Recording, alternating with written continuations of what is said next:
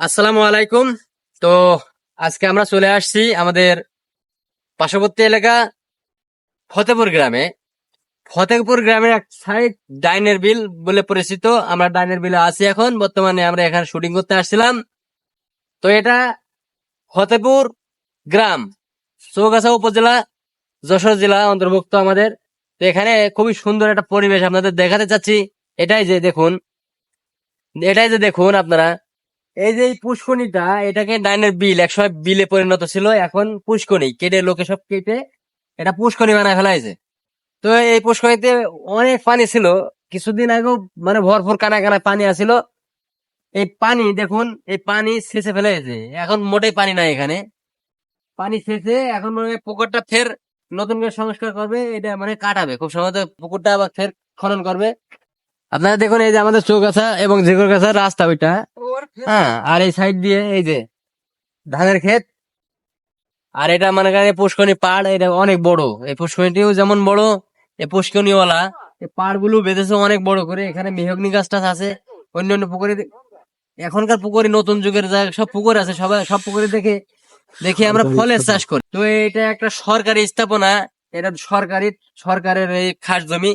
এগুলা ডিসিআর কেটে এনে বিভিন্ন ঠিকাদাররা আছে, তারা এটা আছে মাছ চাষ করে, বুঝেছেন? তো আমরা দেখেছি এখন নতুন করে যেসব পুষ্করিণী গুলো হচ্ছে সব খুবই সুন্দর, তাদের মেধা ভালো, তারা আইডিয়া খাটায়, কলা গাছ লাগায়, বিভিন্ন ফলের চাষ করে। তো এখানে এই সরকারি জায়গা তো সেই হিসেবে গুরুত্ব দেয় না, বিভিন্ন মেহগনি গাছ টাছ লাগাইছে। আর সামনের দিকে দেখুন, এখন শুকাই গেছে, সবুজ শ্যামলে ভরা, এখন সবুজ হয়ে গেছে, এক কথা ঘাসে সবুজ হয়ে গেছে, ঘাসে সবুজ হয়ে গেছে। ওই যে গরু দেখুন, অনেক প্রচুর গরু, এখানে গরু ছাগল খাওয়াচ্ছে ওই যে পুষ্করিণীর ভিতরে। আপনারা দেখুন পুষ্করিণীটা একটু ভাই ভাই একটু ঘুরাই দেখাও, এই যে এই সাইডে দেখাও, এই সাইডে পুষ্করিণীটা পুরাটাই দেখাও, কত বড় পুষ্করিণী।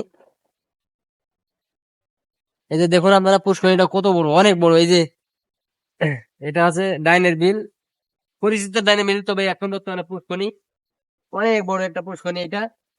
আর এই পুষ্করিণীতে আর একটা বিষয় হচ্ছে, আপনারা দেখুন ঘোরা, এই পুষ্করিণীতে ওই যে মাঝে রাস্তা আছে, ফতেপুর থেকে চৌগাছা যাওয়ার একটা রাস্তা, গ্রাম্য রাস্তা, রাস্তার ও পাশে আপনার একটা বাওড়, বাওড়ের নাম হচ্ছে ফতেপুর বাওড় নামে পরিচিত। ওই ফতেপুর বাওড়ে ওই যে পানি যাওয়ার মানে পানি চলাচলের রাস্তা রয়েছে।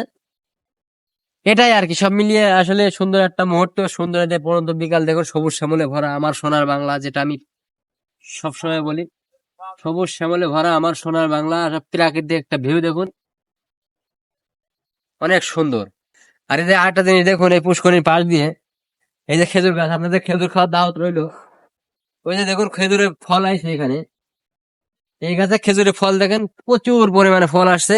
এগুলো আছে আমাদের যশোর জেলা ঐতিহ্য। এই যে খেজুর গাছ, খেজুর গাছে আপনার এই দেখেন, খেজুর গাছে ফল হয়েছে।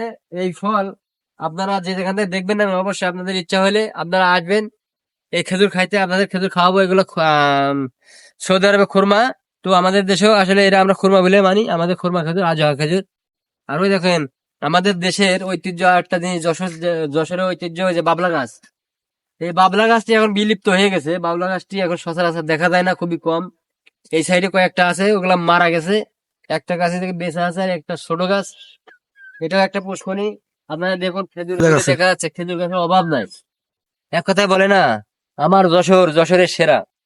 আসলে যশোরে গর্ব করি আমরা, যশোরকে গর্ব করি, আমরা যশোরের সন্তান।